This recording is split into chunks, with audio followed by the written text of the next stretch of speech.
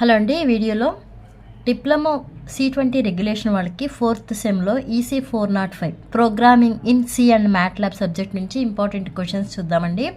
మొత్తం 5 units, external వచ్చేప్పటికి 80 marks కదా, ఇంటర్నల్ ఏమో 20 marks, total 100 marks. Okay, first unit C programming basic, weightage వచ్చి 6 మార్క్స్, అంటే 2 shorts, each short carries 3 marks కదా, అంటే 6 మార్క్స్. అండ్ ఎస్ఏ క్వశ్చన్స్ అనేవి ఫస్ట్ యూనిట్ నుంచి లేవు, ఓన్లీ షార్ట్సే. Second unit conditional statements and arrays, second unit నుంచి 22 marks వస్తాయండి. ఆ 22 మార్క్స్లో 2 షార్ట్స్, 2 ఎస్ఏ క్వశ్చన్స్. 2 షార్ట్స్ వచ్చేప్పటికి 3 + 3 6 మార్క్స్, 2 ఎస్ఏస్ ఏమో 8 మార్క్స్ ఎస్ఎస్ అనమాట. 2 కూడా 2 8 16, total 22 marks. Next third unit వచ్చి స్ట్రింగ్ ఫంక్షన్స్ అండ్ పాయింటర్స్, ఈ వెయిటేజ్ వచ్చి 24 marks. Third unit weightage 24 marks.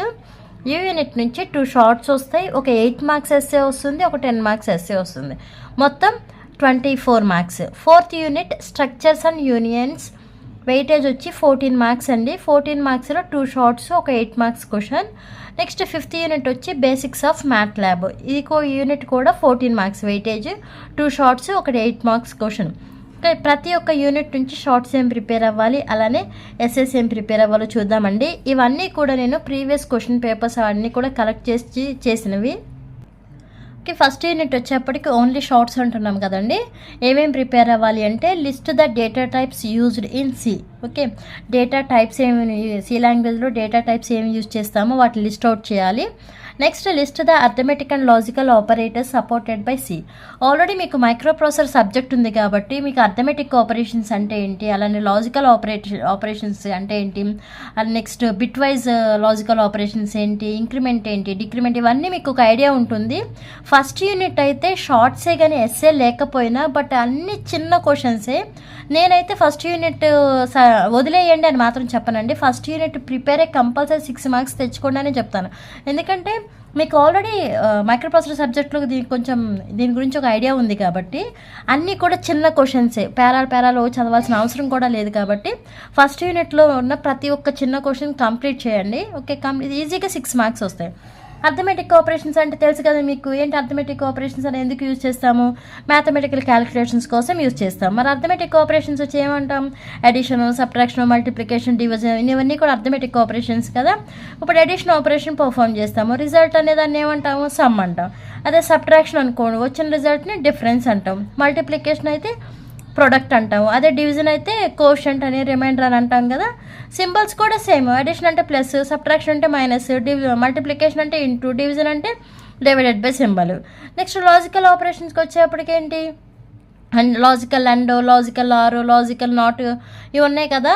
And అంటే మీకు and gate, or gate, not gate, truth table తెలుసు కదా. అండ్ గేట్, ట్రూత్ టేబుల్స్ ఏంటి? ఈ 2 ఇన్పుట్స్ హై అయినప్పుడు మాత్రమే హై అవుతుంది, రిమైనింగ్ అన్ని కండిషన్స్లో 0 అవుతుంది. అలానే ఆర్ గేట్ ఎప్పుడు 2 జీరోస్ ఉన్నప్పుడు మాత్రమే 0 అవుతుంది అవుట్పుట్, రిమైనింగ్ అన్ని కండిషన్స్లో 1 ఉంటుంది. నాట్ గేట్ అనుకోండి, ఇన్వర్ట్ ఆపరేషన్, అంటే ఇన్పుట్ 1 ఉంటే అవుట్పుట్ 0 అవుతుంది, ఇన్పుట్ 0 ఉంటే అవుట్పుట్ 1 అవుతుంది. ఇవి మీకు తెలిసినాయే కదా, దాని గురించి రాస్తే సరిపోతుంది. Next right the syntax for nested assignment statement. అది కాక ఇంకో మీకు సి లాంగ్వేజ్లో మీరు గుర్తుపెట్టుకోవాల్సింది ఏంటంటే ఎక్కువ సింటాక్స్లు గుర్తుపెట్టుకోవాలి. మీకు ఏమీ తెలియకపోయినా ఇచ్చిన క్వశ్చన్కి జస్ట్ ఒక సింటాక్స్ రాస్తే బేస్డ్ ఆన్ ద వెయిటేజ్, అంటే దాని మార్క్స్ ఉంటాయి కదా, దాన్ని బట్టి హాఫ్ మార్కో లేకపోతే 1 మార్కో 2 మార్క్స్ అన్నా పడతాయి. సింటాక్స్లో ఒకటి బాగా నేర్చుకోండి. Next describe the increment and decrement operators. Increment and decrement ఆపరేటర్స్ని ఎందుకు యూజ్ చేస్తాము? ఇంక్రీజ్ చేయడానికి, అంటే మనకి ఏదైతే వాల్యూ ఉందో ఆ వాల్యూని ఇంక్రీజ్ చేయడానికి, అలానే డిక్రీజ్ చేయడానికి. ఇంక్రీజ్ ఎంత చేస్తాము? బై 1, అంటే +1 చేస్తాము. అదే డిక్రిమెంట్ ఎంత చేస్తాము? -1 చేస్తాము. మరి దానిలో టైప్స్ ఉన్నాయి, ప్రీ ఇంక్రిమెంట్, పోస్ట్ ఇంక్రిమెంట్ అని, ప్రీ డిక్రిమెంట్, పోస్ట్ డిక్రిమెంట్ అని. ఆ టైప్స్ గురించి రాస్తే సరిపోతుంది. వాటికి కూడా సింటాక్స్లు ఉన్నాయండి, ఆ సింటాక్స్ కూడా నేర్చుకోండి. Next list the relational and bitwise logical operators used in C. మనకి నేమ్లోనే ఏమని రిలేషన్ అంటే రిలేషన్ ఏముంది, రిలేషన్ ఉంది అంటే కంపల్సరీ అక్కడ మనం 2 వేరియబుల్స్ తీసుకోవాలి. ఫర్ ఎగ్జాంపుల్ ఏ, బి అనే వేరియబుల్స్ తీసుకోవడము, లేకపోతే ఏ = 12, బి = 54 ఏదన్నా తీసుకున్నాం అనుకోండి. ఈ రెండింటికి రిలేషన్ అంటే ఏమని చెప్తాం మనం? ఏ గ్రేటర్ దాన్ బి అని రాసామనుకోండి, ఏ వాల్యూ ఎంత 12 గ్రేటర్ దాన్ బి వాల్యూ ఎంత తీసుకున్నాను 54 తీసుకున్నాను. 12 గ్రేటర్ దాన్ 54 అని రాశాను. ఈ కండిషన్ ఏమవుతుంది, ఫాల్స్ అవుతుంది. ఇక్కడ నేను రాసింది ఏంటి, 12 అనేది గ్రేటర్ దాన్ అంటున్నాను, అంటే 54 కన్నా 12 ఎక్కువ అని చెప్పాను, అంటే ఇదేమవుతుంది, ఫాల్స్ స్టేట్మెంట్ అవుతుంది. అలా కాకుండా 54 గ్రేటర్ దాన్ 12 అని రాశాను అనుకోండి, ఇది కరెక్టే కదా, 12 కన్నా 54 అనేది పెద్దది, ఇది ట్రూ స్టేట్మెంట్ వచ్చి ఏమవుతుంది, ట్రూ అవుతుంది. అది వాటి యొక్క రిలేషన్ చెప్తుంది అనమాట. అంటే greater than, less than, equal to, ఇవి వచ్చి వాటి యొక్క రిలేషనల్ స్టేట్మెంట్స్ అవుతాయి. Next bitwise logical operators అంటే this operators are used to perform bit operations. అంటే bit and operation, bit or operation, అంటే ఆపరేషన్ అనేది ఒక బిట్ మీదే పర్ఫామ్ చేస్తామన్నమాట. Okay, next give the operator precedence. ఇవండి మీకు ఫస్ట్ యూనిట్లో ప్రిపేర్ అవ్వాల్సినవి.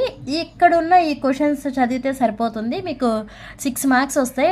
ఇంకా మ్యాక్సిమం ఇంకేముంది అంటే మీకు ఫస్ట్ యూనిట్లో స్ట్రక్చర్ కానీ, లేకపోతే క్యారెక్టర్ సెట్ కానీ, కీబోర్డ్, అవి జనరల్గా మీకు తెలిసినవి. ప్రోగ్రామ్స్ మీరు నేర్చుకుంటున్నారు అంటే అక్కడ ఏమేమి క్యారెక్టర్స్ని యూజ్ చేస్తాము, అలానే కీవర్డ్స్ అనేవి ఏమేమి ఉంటాయి అవన్నీ కూడా మీకు ఐడియా ఉంది కాబట్టి అవి మళ్ళీ చదవాల్సిన అవసరం లేదు.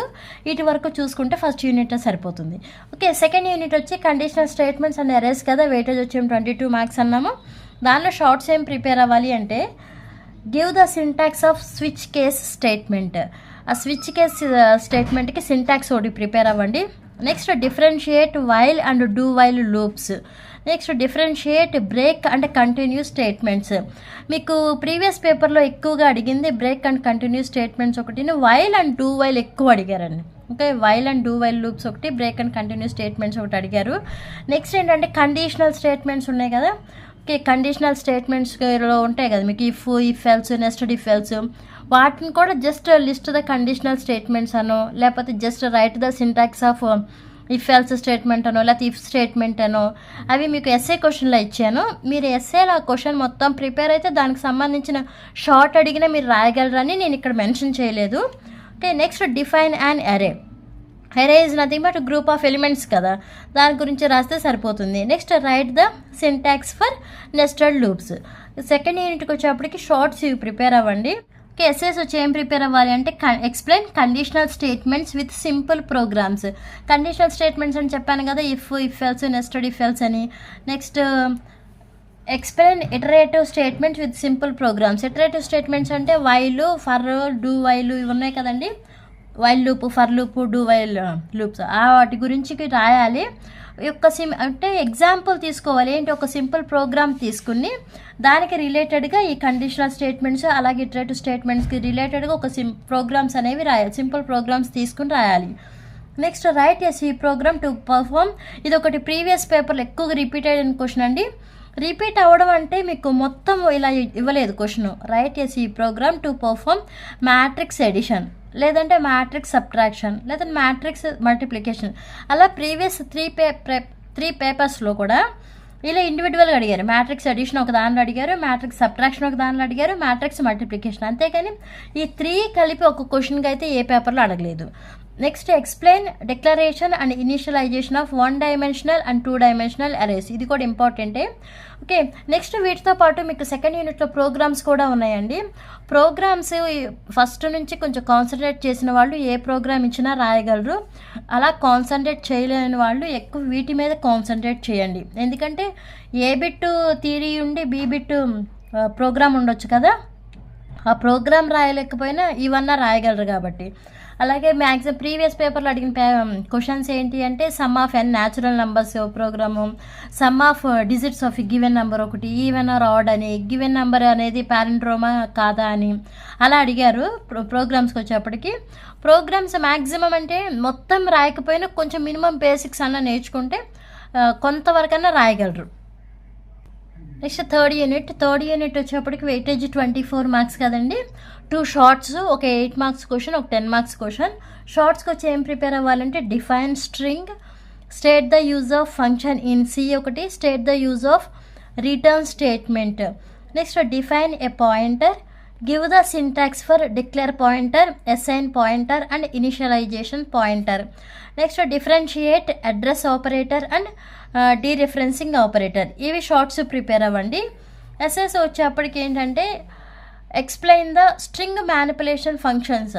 ఇక స్ట్రింగ్ మ్యానిపులేషన్ ఫంక్షన్స్ అని ఎస్టీఆర్ సిఏటి అని, ఎస్టీఆర్ సిఎంపి అని, ఎస్టీఆర్ సిపివి అని ఇలా ఫంక్షన్స్ ఉన్నాయి కదా స్ట్రింగ్ మ్యానిపులేషన్ ఫంక్షన్స్. అన్నీ అడగట్లేదు, ఒక్కొక్కసారి E2 అడగడమో లేకపోతే E2 అడగడమో అలా అడుగుతున్నారు తప్ప మొత్తం ఫంక్షన్స్ అయితే అడగట్లేదు. బట్ అన్నీ మీరు ప్రిపేర్ అవ్వండి, ఏది అడుగుతారో మనం చెప్పలేం కదా, అన్నీ ప్రిపేర్ అవ్వండి. అలానే ఇక్కడ కూడా చూసుకుంటే right the operation of get character, get CHAR అని, గెట్ CH అని, గెట్ CHE అని అండ్ పుట్ CHAR అని, ఈ ఫంక్షన్స్ కూడా ప్రిపేర్ ఇక్కడ అంటే మీకు సిలబస్లో ఇచ్చింది ఇక్కడ ఉన్న ఫంక్షన్స్ అన్నీ అండి, ఇవి అన్నీ ప్రిపేర్ అవ్వండి. Next explain passing of parameters to the function. Next ఈ 3 ఏంటంటే 8 మార్క్స్కి ప్రిపేర్ అవ్వండి. నెక్స్ట్ 10 మార్క్స్ క్వశ్చన్కి వచ్చేప్పటికి ప్రీవియస్ అన్ని పేపర్స్లో చూసినా కూడా అడిగిన క్వశ్చన్ ఏంటి అంటే analyse the program and write the output of the program. మనకు ఒక ప్రోగ్రామ్ ఇస్తున్నారు, ఆ ప్రోగ్రామ్ని అనలైజ్ చేసి అది ఏ ప్రోగ్రామ్ అని మీరు తెలుసుకుని దానికి అవుట్పుట్ ఏమొస్తుంది అనేది మీరు రాయాలన్నమాట. పేపర్స్లో కూడా అదే అంటే ఒక ప్రోగ్రామ్ కాదు, అదే కాన్సెప్ట్ అనమాట, analyse the program and write the output of the program. Okay, ఇది 10 మార్క్స్ క్వశ్చన్ 3rd యూనిట్ నుంచి. నెక్స్ట్ 4th unit structures and unions. Weightage వచ్చి 14 మార్క్స్ కదా, 2 షార్ట్స్ ఒక 8 మార్క్స్ క్వశ్చన్. షార్ట్స్ వచ్చి ఏం ప్రిపేర్ అవుతారు అంటే define A structure in C. Next right how to find size of A structure, అంటే స్ట్రక్చర్ యొక్క సైజ్ని ఎలా ఫైండ్ అవుట్ చేస్తామో అదొకటి. Next right the syntax of structure declaration. Next define union, differentiate structure and union. ఈ question ఎక్కువసార్లు repeat అయిందండి, define union, differentiate structure and union, ఇది ఎక్కువసార్లు రిపీట్ అయింది. Next list the pre processor directives and state there functions.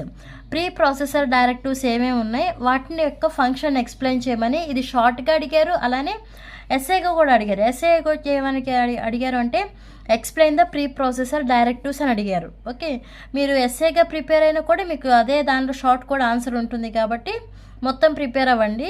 Next ఎస్ఏస్కి వచ్చేప్పటికి illustrate structures with a program to read and print a book database consisting of title of book, author, number of pages, price as fields. ఈ question మీరు రాయాలి అంటే మీకు 4th యూనిట్లో కొన్ని topics ఉన్నాయండి, ఆ టాపిక్స్ అన్నీ ప్రిపేర్ అయినా అటు కవర్ అవుతుంది, ఈ క్వశ్చన్కి ఆన్సర్ దొరుకుతుంది. ఏంటి ఆ టాపిక్స్ అంటే explain the method of declaring the structure variable ఉన్నాయి కదా. Okay, explain the method of declaring structure variable కానీ, లేకపోతే ఇనిషియలైజేషన్ ఆఫ్ స్ట్రక్చర్ వేరియబుల్ కానీ, నెక్స్ట్ యాక్సెసింగ్ ఆఫ్ మెమరీ అని ఉంది కదా, ఆ 3 ప్రిపేర్ అయితే మీరు ఈ క్వశ్చన్కి ఆన్సర్ చేయడం ఈజీ అవుతుంది. Next explain the conditional and unconditional pre processor directives with examples. Okay, ఇది కూడా ప్రిపేర్ అవ్వండి. ఈ రెండిట్లో మీకు అంటే మొత్తం ఇస్తారా అంటే ఇక్కడ రాసిన అన్ని క్వశ్చన్స్ ఒక్క క్వశ్చన్లోనే ఉంటుంది అంటే కాదు, అది మీరు ప్రిపేర్ అవుతే దాన్ని పార్ట్స్గా డివైడ్ చేసి ఇవ్వచ్చు. ఓకే, మనకి AB ఆప్షన్స్ ఉన్నాయి కాబట్టి ఇక్కడ ఉన్న కొన్ని క్వశ్చన్స్ కూడా మీరు చదివితే C అనేది కంపల్సరీ పాస్ అవుతారు, ఎవరికి డౌట్ అయితే ఉండదు. ఓకేనా. నెక్స్ట్ 5th యూనిట్ వెయిటేజ్ వచ్చేప్పటికి మీకు 14 మార్క్స్, 2 షార్ట్స్ ఒక ఎస్ఏ కదా. యూనిట్ వచ్చేమో basics of MATLAB. Okay, shorts ఏం ప్రిపేర్ అవుతారు అంటే state the need for MATLAB in solving engineering problems ఒకటి, list the major differences between C and MATLAB, state the use of line space operator, next state the use of CLC, clear, whos commands ఉన్నాయి కదా, అవి prepare అవ్వండి. Next list the common input and output functions in MATLAB, ఇది SA కూడా అడిగారండి. Okay, explain the input and output functions in MATLAB అని SA కూడా అడిగారు. State the use of Simulink and GUI, ఈ రెండింటికి కూడా షార్ట్గా జస్ట్ వాటి యూసేజ్ ఏంటో అని అడిగారు. ఎస్ఏస్కి వచ్చేప్పటికి explain the creation 1-dimensional and 2-dimensional arrays and matrices in MATLAB ఒకటి, illustrate with an example of matrix operations అంటే addition, subtraction, multiplication, transpose and inverse using MATLAB. మనకి ఉన్నాయి కదా ఏంటి అర్థమెటిక్ ఆపరేషన్స్, లాజికల్ ఆపరేషన్స్ అని, బిట్వైజ్ ఆపరేషన్స్, ఇవన్నీ C లాంగ్వేజ్లో ఎలా ఉన్నాయో అలానే ఇక్కడ మనకి అన్ని MATLABలో కూడా ఉన్నాయండి. అక్కడ కండిషనల్ స్టేట్మెంట్స్, అలానే ఇటరేటివ్ స్టేట్మెంట్స్ ఉన్నాయి కదా, if else, nested if else అని, వైలు, డూ వైలు, ఫర్ లూప్ అని ఉన్నాయి కదా, అవన్నీ కూడా మ్యాట్ ల్యాబ్లో కూడా ఉన్నాయి. అవి ఎలాగో మీరు కండిషనల్ స్టేట్మెంట్ సెకండ్ యూనిట్లో ఉన్నాయి కదా టాపిక్స్, అవన్నీ చదువుతారు కాబట్టి ఇక్కడ ఎగ్జామ్కి వెళ్ళేప్పుడు ఒక్కసారి వీటికి డిఫరెన్స్ ఏంటో చూడండి. ఒకసారి డిఫరెన్స్ చూసుకుని వెళ్తే ఏమో ఇన్ కేస్ వీటిలో వస్తే ఏమైనా రాయడానికి ట్రై చేయొచ్చు. Okay, next illustrate plot commands such as plot x, y, f plot, next title అని, x లేబుల్ అని, y లేబుల్ అని, ez ప్లాట్ అని, సబ్ ప్లాట్, బార్ అని, పై అని, ఇవన్నీ కూడా మ్యాట్ ల్యాబ్లో ఇచ్చిన వాటికి ప్లాట్స్ కమాండ్స్ అని. వీడియో అర్థమైతే లైక్ చేయండి, షేర్ చేయండి, అలానే సబ్స్క్రైబ్ చేయండి. 18th నుంచి ఎగ్జామ్స్ అంటున్నారు కాబట్టి ఇప్పటి నుంచి అన్న సీరియస్గా తీసుకుంటే అందరివి ఆల్ క్లియర్ అయిపోతాయి. ఓకే.